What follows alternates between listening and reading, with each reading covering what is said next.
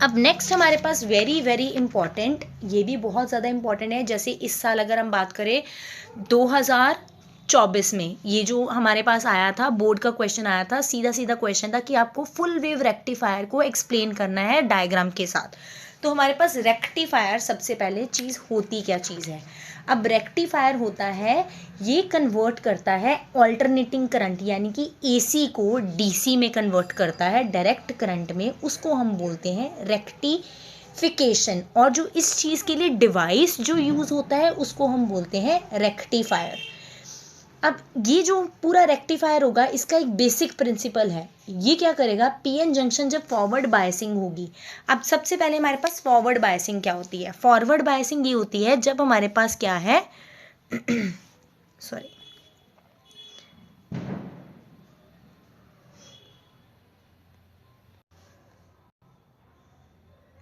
अब forward biasing क्या होती है, जैसे मेरे पास अगर ये पीएन जंक्शन है, इसका जब पी टाइप बैटरी के पॉजिटिव के साथ जुड़ा है और जो एन टाइप है बैटरी के नेगेटिव के साथ जुड़ा है, ये मेरे पास है पीएन जंक्शन। तो इस चीज़ को हम बोलते हैं फॉरवर्ड बायसिंग। तो ये मेरे पास क्या है, फॉरवर्ड बायसिंग।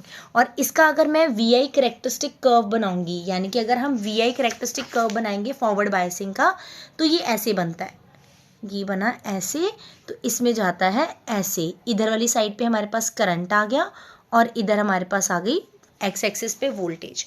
और इसका रिवर्स होता है रिवर्स बायसिंग।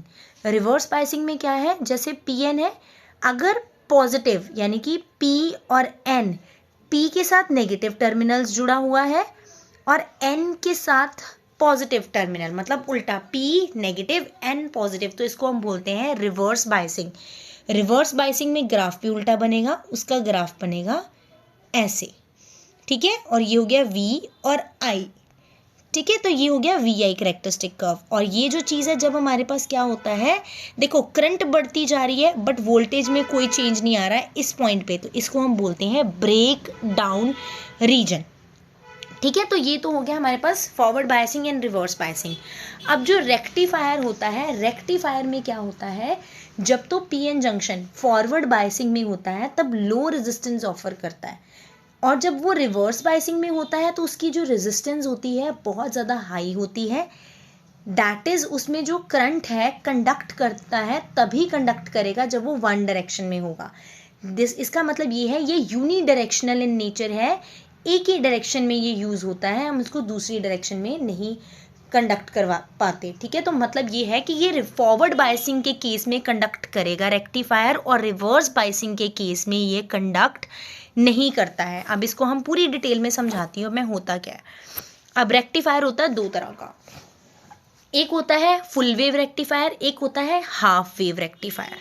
अब हाफ वेव रेक्टिफायर में क्या होता है, अब हम अगर इसमें देख सकते हैं, डायग्राम है हमारे पास कि ये रहा, ये हमने डायोड लगाया, ये जो फर्स्ट है इनपुट वाली एसी, ये हमारे पास है प्राइमरी कॉइल, और इधर वाली साइड है हमारे पास सेकेंडरी कॉइल। अब क्या होता है, प्राइमरी में हम अब अगर हम यहाँ पे करंट दे रहे हैं, ये हमारे पास क्या है, प्राइमरी में करंट कैसे जा रहा है, ये रहा, ठीक है। ये है पॉजिटिव नेगेटिव, ऐसे चलता जाएगा, पॉजिटिव नेगेटिव वाला, ठीक है। अब इसमें अगर हमारे पास क्या है, जब ये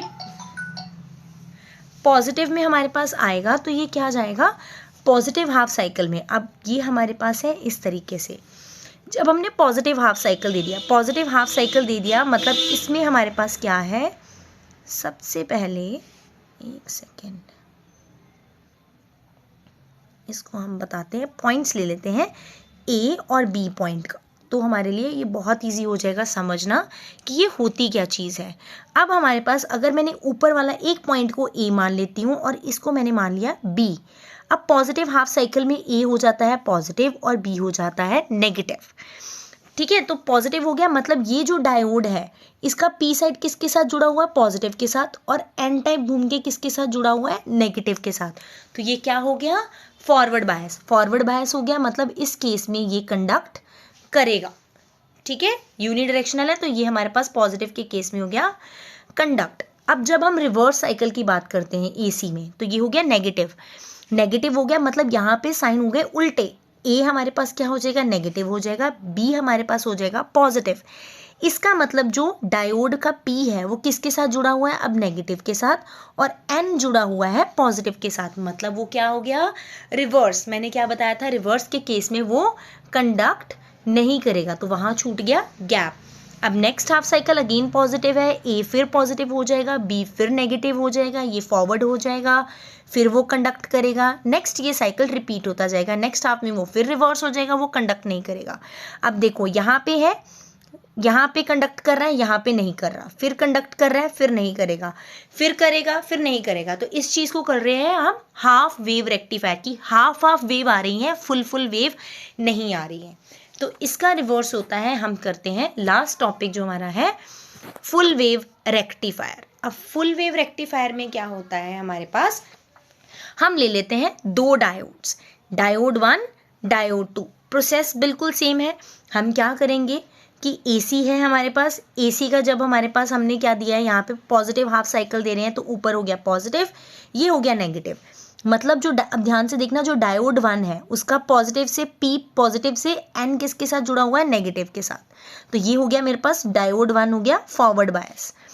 सेम अगर डायोड 2 की बात करूँ, डायोड किसके साथ है, डायोड D2 जो है उसका P है नेगेटिव के साथ और N है पॉजिटिव के साथ, मतलब ये हो गया रिवर्स बायस, यानी कि पॉजिटिव हाफ साइकिल में ये कंडक्ट कर रहा है, बट किसके कारण कंडक्ट कर रहा है, डायोड D1, क्योंकि डायोड D2 तो हो गया रिवर्स बायस, रिवर्स बायस में वो कंडक्ट नहीं करता। तो इसमें ये जो फर्स्ट पॉइंट हमारे पास क्या हो गया, ये फॉरवर्ड बायसिंग हो रही है और ये कंडक्ट करेगा बिकॉज ऑफ D1।